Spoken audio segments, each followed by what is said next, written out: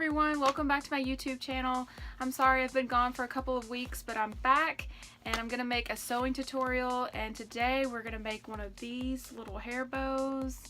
This one's a mermaid print, but you can use any print you want, any material. It's really fun, and all you have to do is get one of these spandex headbands and then you just attach the bow to it. It's really fun, it's really easy.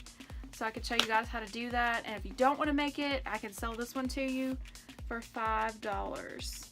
So if you decide you don't want to do it, it's too hard, whatever, I can sell you some, or any print you want. So let's go ahead and get started.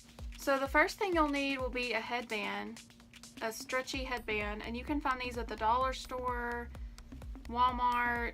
I mean, they sell them anywhere, Amazon, you know, just whatever size you want. And as far as material, I probably don't even get a yard. I mean, you don't need a yard unless you're making a lot of them. So this is just some I have left over. But it depends how big you want your bow to be. So about this size, you know, I would say you need about this much material. So you'll just cut right here. So now that you've got it cut, you're going to take your material and you're going to take the right side, which is this side, flip it over so they're facing together.